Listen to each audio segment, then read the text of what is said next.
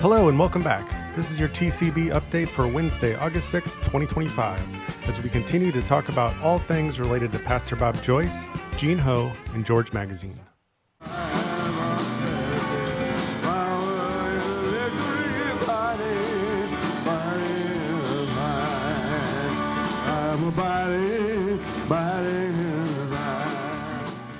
This past Sunday, Pastor Bob Joyce returned with a faith-filled sermon titled, God's Plan Takes Priority. He emphasized the importance of trusting God's timing over worldly deadlines and encouraged congregants to place divine purpose above pressured urgency. Why would we deny that God is truly working here when we can truly say this has to be the work of God? For no man can do these miracles except God is with him. Looking ahead, Bob will be speaking again on August 17th at the Hot Springs Convention Center as part of George Magazine Live 2025. Expect music, preaching, and empowerment on the stage in Arkansas. I want to tell you a story. So it has to do with JFK Jr. Because I started hearing these rumors and there was all these stories, and you never know, people post pictures. You don't know if they're real. You don't know what's going on. I went to my dad's. Well, I have my own little prayer garden area in my house, and I have my dad's chair that he used to have in his prayer garden. And I go and I sit in that chair to pray. And where I've put it, because our house, there's just woods behind our house, and I've put it to where the back of the chair is to the woods, and I can see everything around me from that standpoint. And I sat down, I said, okay, God, what's up with JFK Jr.? Like, what is this? What do I need to know? And I did not get I usually get an answer when I ask questions. Like, it's usually pretty clear. And I didn't get anything. And I sat there for a little while, and all of a sudden the strangest thing happened to me. I haven't shared this before. It was almost like a vision, which never happens to me. I'm not a person who dreams or has visions. If I have a dream, it's usually significant, but it's very rare. And a vision, never.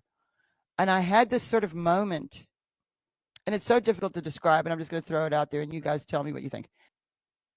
It was like I was taken somewhere else. Not physically, but it was very intense. And I was in an overcast place outside, and there were hills, very, very green, and there was a body of water, and I was looking over it, and there was a mist in the air, and I could feel it hit it.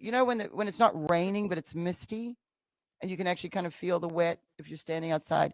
It was like that. It was so intense, and that was it. And I didn't know what it meant. I still don't know what it means.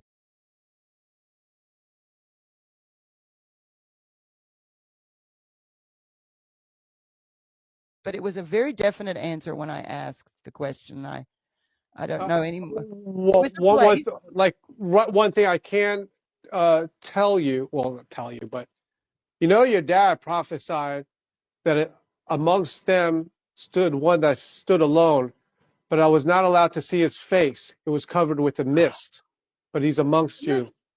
A mist? Dean! Oh, Gene, I didn't think of that. Oh my gosh, Dean. Okay, well, there we go. This is what code breaking is all about, my friends. This is what it's about. How interesting. Gene Ho, editor-in-chief of George Magazine and former Trump photographer, continues to amplify messages of self-reliance, truth, and conservative values. Recently, he and Dave Blaze sat down to discuss the upcoming 2026 calendar, talking about the long-term vision behind George's revival. Gene's also dropped a short video titled, There is a Plan, and It's Working, reinforcing consistent messaging about faith, resilience, and America's revival. He's making quiet waves, and real listeners are paying attention. George Magazine Live 2025 is just around the corner, August 15th through 17th at Hot Springs, Arkansas, Bank OZK Arena. We can expect empowering talks, music, comedy, and behind-the-scenes storytelling. Pastor Bob Joyce will be one of the featured speakers, bridging faith and culture under the George banner. Don't miss Larry Giordano and Gene Ho sharing how the magazine rebuilt itself from JFK Jr.'s political celebrity vision into today's conservative cultural compass.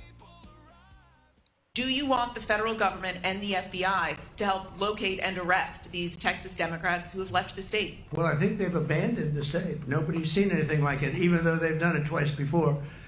And in a certain way, it almost looks like they've abandoned the state. It looks very bad. Yeah, go ahead, please. Should the FBI get involved? Should the FBI get involved? Well, they may have to. Texas politics hit boiling point this week. Dozens of Democratic lawmakers fled the state on August 3rd to block a redrawing plan backed by President Trump, aimed at adding 5 new GOP House seats before the 2026 midterms. In response, Governor Greg Abbott issued arrest warrants, and Senator Cornyn even requested FBI help to return lawmakers who skipped session. Trump declared his party is entitled to those extra seats. It's a showdown over power, accountability, and America's future voting map, so stay tuned. And it's possible we'll do a complete tax cut because I think the tariffs will be enough to cut all of the income tax. Now, we have a lot of debt that's been left to us, unfortunately over many years. We'll take care of that, but the tariffs, if people only understood the tariffs, we're going to be giving people of this country a tremendous tax cut. And we're going to start with people making less than $200,000 a year. Meanwhile, Trump continues making waves. He fired the Bureau of Labor Statistics chief after weak job numbers, escalated tariffs on India over Russian oil, and launched a grand jury probe into the origins of the Trump-Russia investigation. He's also facing scrutiny in the ongoing Epstein fallout. Deadlines loom, subpoenas are mounting, and legislative business remains at a standstill. In other news, Rwanda has agreed to take up to 250 U.S. migrants under Trump-era deportation policy. And the House panel has subpoenaed the Clintons in connection with the Epstein scandal. Your command link. That's it. That's it. Add it in, but it wouldn't snap down. Okay. Add it in. Actually, it's a link along that tether line you see there, 25 feet of umbilical cord. That contains the life support system and communications link from the spacecraft life support system out through that chest pack.